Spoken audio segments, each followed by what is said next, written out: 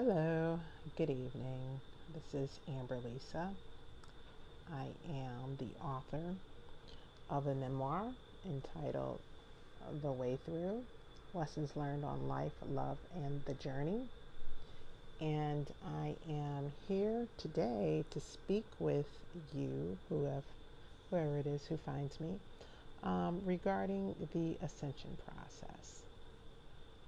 As it should be obvious to anyone who is doing their spiritual work right now, we are living through some very bizarre, strange, transitional times. And those of us who are aware of what's happening, those of us who are aware that we have a choice to make during this ascension process, are trying to get really clear on what's going on and how to do that. So I would like to start by taking a look at this visual of what the current reality looks like right now. We've got this third dimensional reality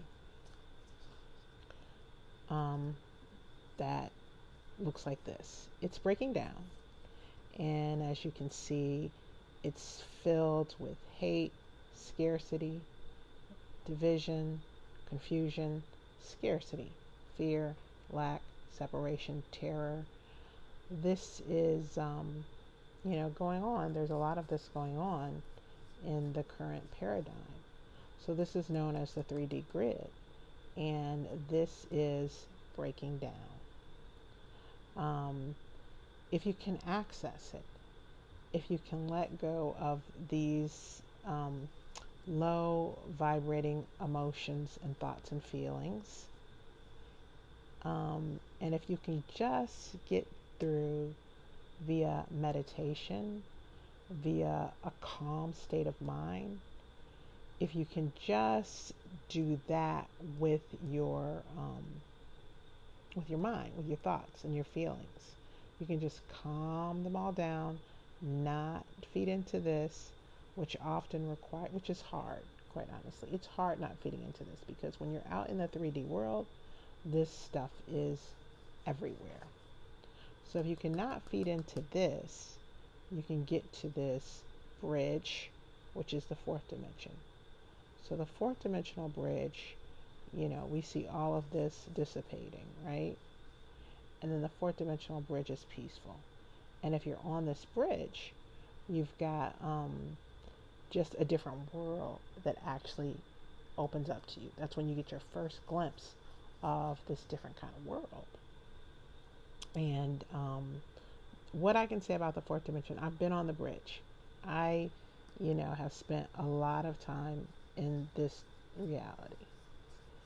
And, but through the study of this text right here, which I'm going to talk about in a minute, Course in Miracles, I have been able to get to this fourth dimensional bridge. So, that's what I want to talk about today. How do you get to the fourth dimensional bridge? Well, you've got to study. So if you're having problems here, once you get to this fourth dimensional bridge, the solutions to these problems here become really simple.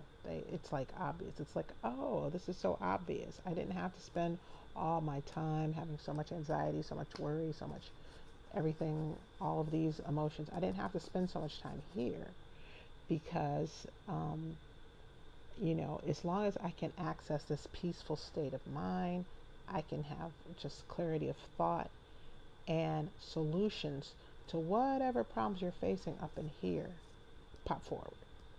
Now, as we're ascending, where we're trying to get, so the fourth dimension is a bridge, and where we're trying to get is to the fifth dimension.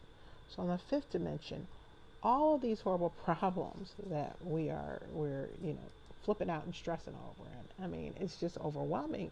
You look at the world today, climate change and wars and people at the border and people not having enough money and the economy and the government shut down. I mean, what is going right in this three-dimensional world? Name something that's going right. You're hard pressed to name anything going right. Um, but in the fifth dimension, if you can imagine it, everything is going right. Okay, so on the fifth dimension, we're everyone's kind. There's a lot of love. There's a lot of truth. There's tranquility. There's beauty. There's contentment. There's wonder. There's joy. Everything, is so much easier. So you see this is like huge. Um, so of course we're all wondering, how do we move from this to that? How does that happen? Of course we want to know. And it's not really um, an easy thing to do, especially for those of us who have come from um, this kind of background. So I did. I came from this kind of background, and I had to do a lot of spiritual work with this text, as well as other tools that I will refer to be able to move out of here and into. I'm on the bridge, so I can go to the bridge um, pretty easily. Haven't crossed over to the fifth dimension. So, what I wanted to do though, with my book that I wrote, this book right here, the way through, is I wanted to write kind of an explanation for people who, were stuck in a low vibrating place like me. So I'm going to read the preface from my book so that you can understand where the kind of world that I'm coming from. Okay, so this is entitled The Writing on the Wall. When I was 13, something terrible happened to me. I was at a school, a prep school, in fact. I'd gotten a scholarship. I'd been tasked with meeting all of the challenges ahead, but I really couldn't focus because Jonah had other plans. You stupid, worthless, pathetic bitch. You whore. Oh, call your daddy. Call your daddy like you always do. I was tired, exhausted actually, because these psychotic rampages of Jonah's were nothing new. They happen at least once a year, beginning in September and reaching an insanely violent crescendo around Christmas time. When he was like this, he was determined to kill my mom. During these times, my mom would hide and take me and my three younger siblings to hide. Sometimes we hid at my grandparents' house. Sometimes we hid at an uncle or an aunt's house. I'd said my goodbyes to both of my parents many times. It seemed inevitable that one day he'd kill her, and then he'd be so afraid of the consequences that he'd kill himself. I was tired of waiting. I just wanted it to be all over, however it was going to end. I was thinking, stand up to him, Sandra, please, stand up to him, damn it. But she never did. In red magic marker, Jonah had written messages to me all over my bedroom walls. Die, die, die in your 13th year, you little devil demon bitch. I will slice your throat open. I will slaughter you like the lamb. Red blood, little lamb, your jugular vein will bleed, and your blood will spill 3 levels high. E equals mc squared, H2O, carbon, and hydrogen. And remember, the blood of the lamb runs red, red, red. Red rum, murder. On and on and on. Every inch of my 4-bedroom walls was covered with symbols, pentagrams, formulas, poetry, prose, and profanity. I was so angry with my mom, I almost wanted him to kill her. He was a psychotic, ranting, raving lunatic, but she never did a damn thing about it. She ignored it, and for this, I hated her. Almost as much as I hated him. I got out of bed, and I looked into their bedrooms. She was cowering underneath him, shivering and crying. I wondered where my little sister Star was. Star was only 8, my brother Zeus was 6, my youngest brother Raymond was 3. I always tried to protect them, knowing how terrifying it was to be so small and caught up in the middle of this craziness. But I had to sleep. Everyone had to sleep, except Jonah. Jonah, please, I just want to leave. Let me go. No. My mom was completely terrified of Jonah. And when Jonah was like this, well, he was terrifying. In all of my 13 years of living, I had never stood up to Jonah. And really, the only thing left to do was run. But I was tired of running, exhausted actually. And so it was time for me to take a stand. I was as big as I was ever going to get, bigger than Sandra and almost as big as Jonah. I refused to continue living like this, running, hiding, crawling, cowering. I grabbed my heavy brass floor lamp, ripped the cord out of the socket, and walked to the threshold of my bedroom door, feeling woozy from all the adrenaline rushing to my head. And I tried to speak. My heart was beating wildly against my chest, and my throat was parched. I grabbed the lamp tighter, swallowed some spit, and figured today was as good a day as any to die. Leave her alone. Jonah turned to me with that wild-eyed look. Still, I refused to back down. I hate you. You are crazy, crazy, crazy. And even though he was crazy, Jonah knew. I meant every word. I was done being afraid. He charged at me, full force, like a bull going up against a matador. Yelling, cursing, I stood my ground, thinking, I will stand right here and die before I take any more shit from you. I'll kill you, Jonah. I swear to God I will. And I meant it. I would have killed him if I could have. As Jonah descended upon me, I realized that he was much stronger than I had anticipated. He was, after all, a man, a manic, wild, and crazy man. He lunged for the lamp and snatched it out of my hands. He taunted me. Oh, so you think you're a bad bitch? You think you can kill me? Well, how about I kill you? Are you ready to die? Are you ready for me to bash your fucking head in? Bitch. Bitch. He had called me a bitch. Maybe I should have been fazed by his death threats. But they didn't faze me anymore. He was always telling me what I was going to do, how I was going to die if I didn't do whatever he wanted. He was poking me with the lamp and backing me into a corner. My brain struggled to find a solution. It was whizzing, clicking, searching for options, quick, quick, quick. Because in this desperate moment, I realized that even though I had thought I was ready to die, I didn't want to be like this. I didn't want to be being bludgeoned to death while being called a bitch by a madman who was incidentally my father. Next, something absolutely miraculous happened. Sandra came out of nowhere with a strength and conviction I'd never seen before. You put that lamp down, Jonah. You won't hurt her. I won't let you. I was so completely and utterly shocked that I wasn't even watching Jonah anymore. I was watching my mother, which was like watching Lazarus rise from the dead. Jonah, stunned, turned around and asked, so you want to die too? No one could believe what happened next. My mother, who had spent her entire adult life running from Jonah, finally said, Jonah, the only one who will die today is you. He must have believed her, because he took off running. The police arrived soon after because Star, my sister, had run to the neighbor's house, barefoot in her pajamas, begging them to call my grandfather. She had to run to the neighbors because my father had ripped all the phones out of the walls. Call my grandpa, my sister pleaded with the neighbors. Please hurry up and call my grandpa because my father's going to kill my sister. So, right now you might be thinking this book is going to be all about me whining, crying, and blaming Jonah for a screwed up childhood, but it's not. It's about me taking responsibility for how my erroneous perception of Jonah almost ruined my life. How? Well, for starters, years and years after it happened, I carried that day with me. I felt like that day was every day of my life.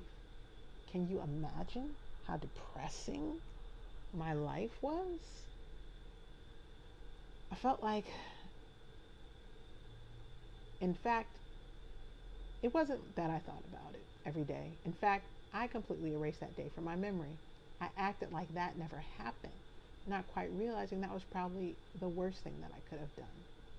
By doing that, I would ultimately become everything I hated and feared. What was it about this day that made it so powerful and so devastating all at once? Why did I allow it to destroy everything good about me? As my friend Melanie told me 20 years later, Lisa, some people's daddies screw them in the ass and leave them for dead, and even they have to get over it. I know it's hard, but you have to get over it. And I knew Melanie was right. It wasn't as if I didn't hear this all the time. Just get over it. It's time to get over it. Let it go. Just get over it. I wanted to snarl back at the people who offered up this worthless parcel of information. You just get over it. Who in the hell did they think they were to tell me something like that? Had any of them lived my life? Had they even seen my shoes? Never mind tried them the hell on. Never mind walked in them. No, I was all alone in this, and I just couldn't get over it. It wasn't that I didn't want to. I really did, because I wasn't so stupid that I couldn't see that holding on to this day was destroying me. I knew that, but what I didn't know was how to get over it. Guess what? One day, I got over it. And this is my story. Okay, so that was the environment that I was coming from as a child, and I got stuck there. I got stuck in that place of fear and terror and scarcity and lack for a really long time. I want to say a good 25 years. Yeah, believe it or not, I'm ashamed to admit that, but that happened many years ago in the 1980s in my childhood, and I really didn't begin to get over it until about 2010. Um, so how did I do it? Well, I did a lot of work with Course in Miracles. So Course in Miracles is the spiritual text that gives you lessons. There's several lessons in Course in Miracles, and the lessons teach you how to retrain your brain. So this is the summary of the course. Nothing real can be threatened. Nothing unreal exists. Herein lies the peace of God. So that's how the course begins. And the purpose of the course is to retrain your brain in terms of how you perceive reality. Because when something dark and traumatic happens to you, you can always be trained to look to that as your reality. Okay? So let me explain how this works. Let me give you another visual. So let's take a look at, a person who has gone through something traumatic. So I bring this to your attention because a lot of people have experienced trauma. And the trauma, like what I just described, it gets lodged in your body as this dark energy. So you have this trauma, it lodges in your body as this dark energy.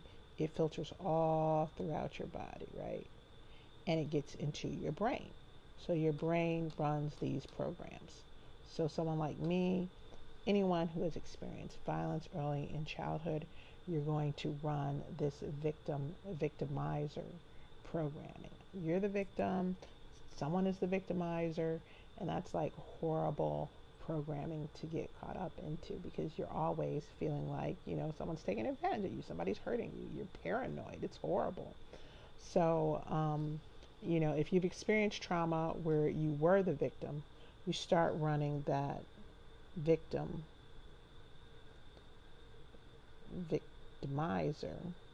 programming in your brain, right?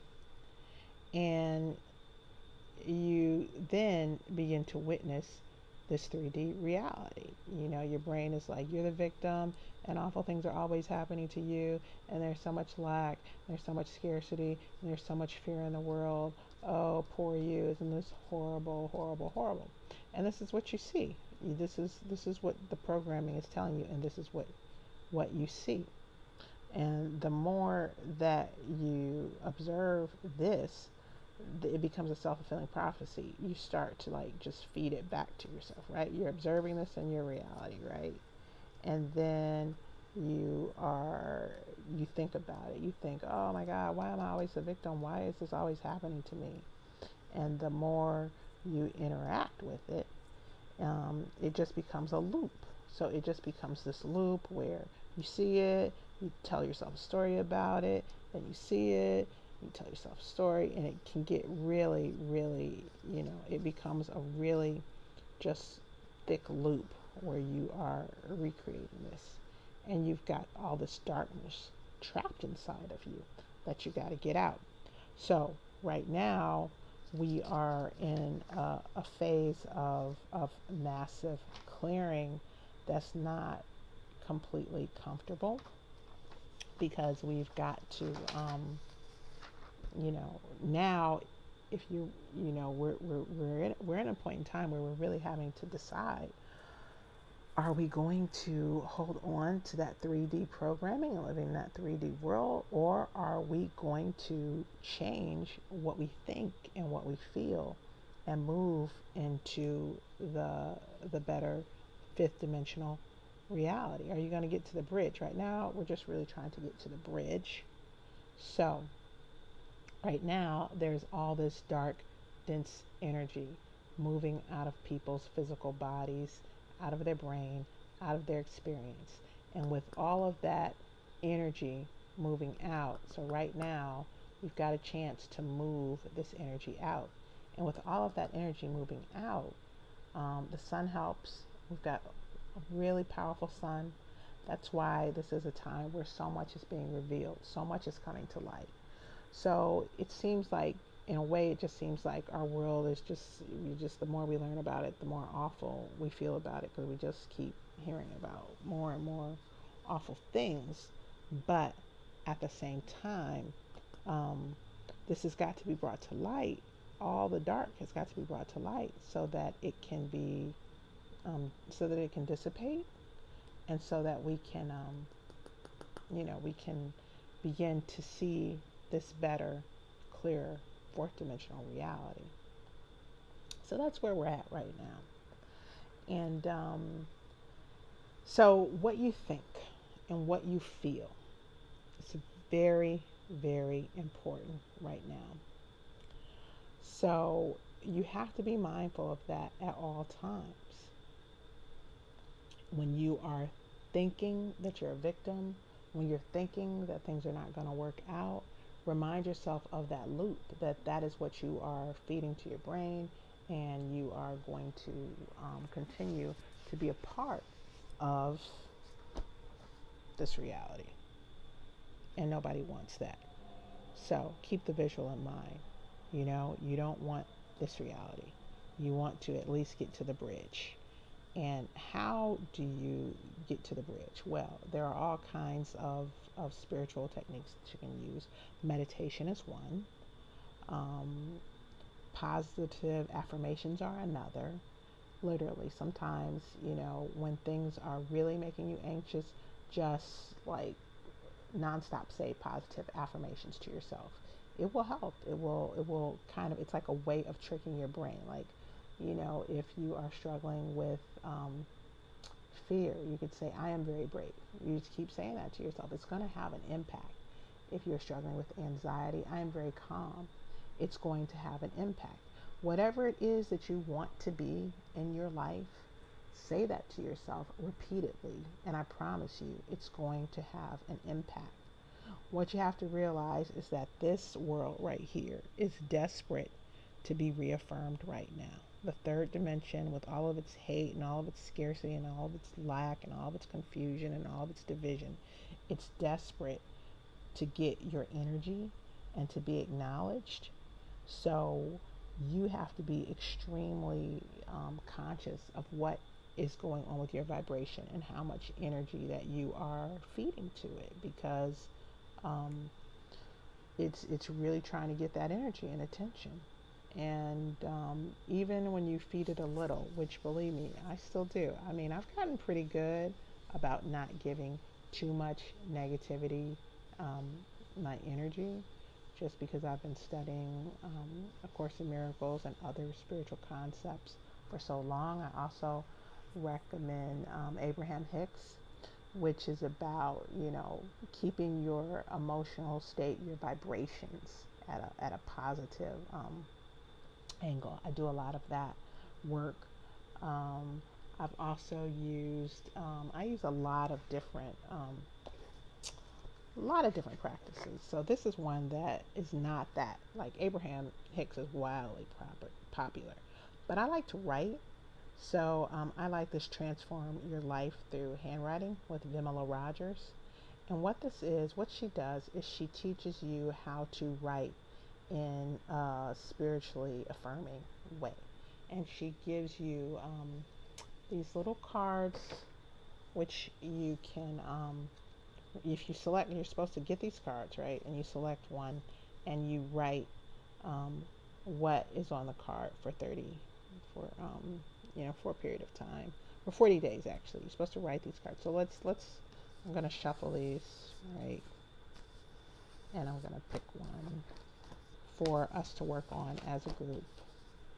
And, so if you are drawn to this video, then I'm going to say whatever card that, I draw for the collective group, that's what this group needs to work on. So I'm drawing this card. Let's see. I think I'll draw 3. I'll give you a choice. 3 cards. All right. So this is the letter J, intuitive knowing. I listen attentively to the promptings of my intuition. And that's a good one because intuition is really important during this time period where we've got so much craziness going on. You've got to really trust yourself. You got to trust your gut.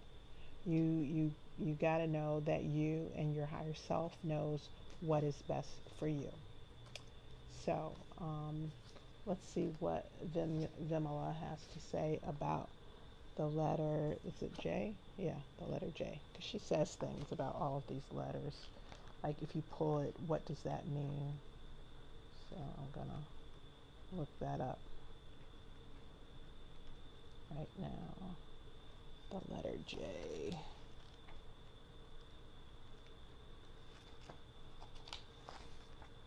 Letter J.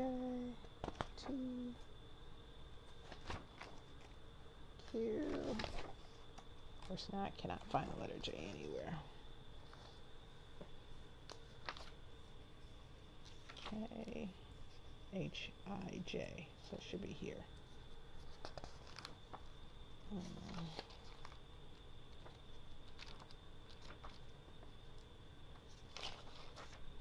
All right. Letter J. Intuitive knowing. When I speak to groups of women, the word intuition is not only familiar, it is second nature. When I speak to groups of men, however, especially mathematicians, attorneys, physicians, or engineers, I avoid the word intuition because their tendency is to interpret it as New Age silliness or what they may call woo-woo. Instead, I refer to it as insight and expand it like this. You know those times when when an idea comes to you out of the blue and you don't write it down right away and it's gone? Or when all of a sudden you know something without any basis and spontaneously link the two disparate concepts, only to discover that their marriage created something astounding, something you had wanted in the past but were unable to figure out how to make it work? Those are instances called insights. They are the heart of the letter J. So we have a declaration. I listen attentively to the promptings of my intuition. So, that is a good letter for these times because there's so much going on. It's hard when we get information. Everybody's got an angle. It's so hard to know who to trust and why. You got to really be conscious of what is resonating with you and what is not. Let's pick another.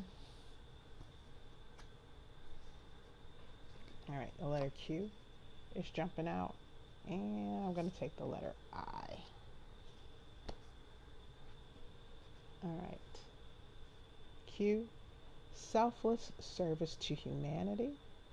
All right. I listen to the hearts. I lighten the hearts and lives of those whom others pass by.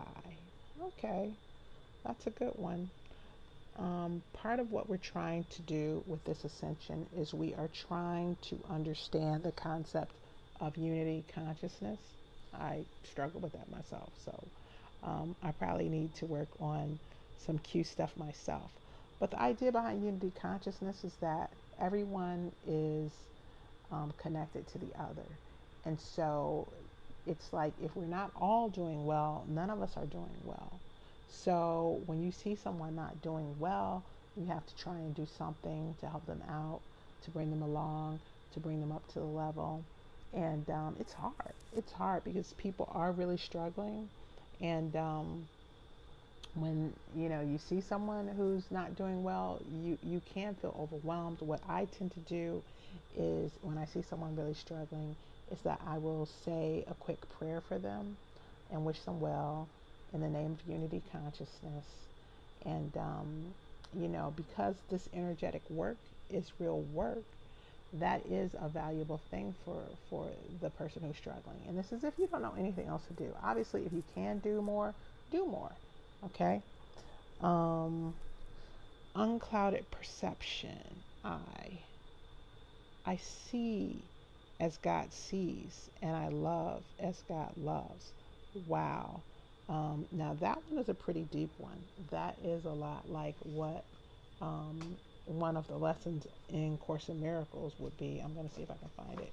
Course in Miracles has so many really deep lessons, and I'll talk more on Course in Miracles in another video. Um, but it talks a lot about what God would want for us. And so, see, this is lesson um, 105 in Course in Miracles. And it says, God's peace and joy are mine. So that's a good one. But the earlier lessons, so Course in Miracles, the whole point of Course in Miracles is to teach you how to see differently, how to change your perception so that you are seeing that fourth dimensional world and not that fifth and not that third, that ugly, hideous third dimensional world that we looked at. So, yeah, I just did a lesson, and I do these lessons um, daily. So you're supposed to do one Course in Miracles lesson a day. So this is the one for today, actually. God is my strength, and vision is his gift. So that is similar to this one. I see as God sees, and I love as God loves. This is the task. This is the kind of stuff that we're going to have to be doing if we want to transition out of that darker, denser 3D reality into this bridge into the lighter, more abundant, more beautiful fifth dimensional reality that we're all trying to get to. So we're making progress, you guys. We are definitely making progress. So what you want to do um, is focus on your meditations, focus on your visualizations, focus on your affirmations. It's very important that you stay with these practices right now during these transitional times. Um, and let me know if you have any questions about dealing with any of this dark density stuff. Like I said, I have made the journey of moving all of this out, and I, you know, came from this kind of situation that I read to you about. So you know that it was not, I know what I'm talking about. I know how difficult it can be to move out of this victimizer mentality. But you can do it. We can do it. I'm going to start a channel on YouTube. I listen to Higher Self all the time to keep me focused on staying in the lighter fifth dimensional perspective of viewing things. So I wanted to just get out there and also do my part to help people to see that, you know, we're all doing it, even those of us who have been stuck in dark and hard places for long periods of time, even us. And I feel like, it's not as easy for me as it is for people who have had easier lives or people who have special powers. Like, I don't consider myself psychic. I don't really, like, sometimes I feel like I can channel my higher self, but I'm not quite sure. I'm like, how do I know if this is me channeling my higher self? Is this me channeling my higher self, or is this me, um, you know, just something else going on? Am I telling myself stuff I want to hear? So I feel like it's a harder process for me because it just does not come as naturally for me, and I have to work really hard at it. But I do, I work really hard at it, day in, day out, and I have progress. I'm able to stay. I feel like I am hardly ever in these places. I had an experience that put me back, almost back, exactly right back to the place that I described to you, where it was, you know, fear and terror and violence. This time, not with my father, but with my brother. It was scary. Like, this just happened like 3 months ago, just out of the blue. It was so weird. It was so scary. Happened out of the blue. So right now we're going through this phase of being triggered, and it makes it's hard. When you're triggered, it is hard to to keep your vibrations high. Like right now, I'm struggling more with keeping my vibrations high because I had that very intense experience with this world. Um, but because of my studies, I was very quickly able to get out of this and end up here. So I've been here for a while, and gonna do the work to get here. Seriously, gonna do the work to get here. That's what we're all doing right now. So I love you guys. Um, Try to, like I said, if you have any questions, put them in the comments section, I guess. I am going to, I also have some articles about the ascension process on Medium. So if you want to check me out on Medium, my publication is called The Fourth Dimension and Other Vibrational Realities. And I look forward to hearing from you. Alrighty? Okay. Bye bye.